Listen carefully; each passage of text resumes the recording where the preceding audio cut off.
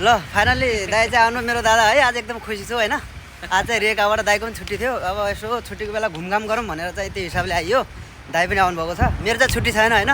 जे भए तापनि अब दाइको र रिताको छुट्टी छ। दाइहरू यसो घुम्नुहुन्छ मालिसकातिर पनि। त्यति धेरै ठुलो सिटी त छैन दाइ। होइन रमाइलो रहेछ हेर ठाउँ। उसले ठिक छ एकदम त्यो जस्तै लाग्यो। उता पोरेजमाको त्यो भित्र गाउँको सिटी जस्तै। ए त्यो चाहिँ एकदम वातावरण पनि शान्त छ क्या दाइ। यहाँ वातावरण शान्त छ। यसरी उसै पारि हेर्दाखेरि तर उताको भन्दा थोरै गर्मी रहेछ। गर्मी छ त। यहाँ हिउँ पर्दैन नि। वहाँ 11 डिग्री थियो, यहाँ चाहिँ 19 डिग्री हो।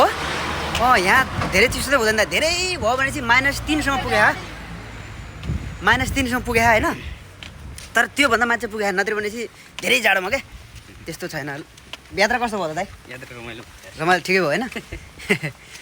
त्यही 1 घन्टा चाहिँ लाग्छ। 2 दिन बिता नै आज मात्र। आज हो। भोलि अब यतैबाट खानासाना खाएर एकैचोटि ड्युटी जाने तरिकाले जानुहुन्छ।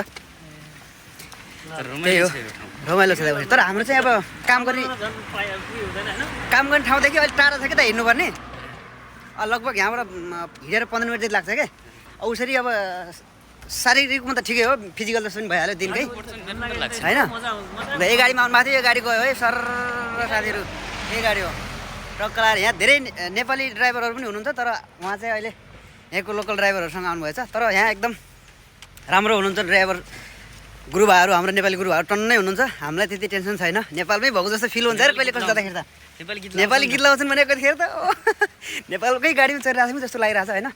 सो गाइज ल आजको भिडियो चाहिँ यति नै होइन। दाइसँग अब हामी चाहिँ अब रुमतिर जाँदैछौँ होइन। म त एकछिनमा ड्युटी जान्छु होला खानासाना खाएर।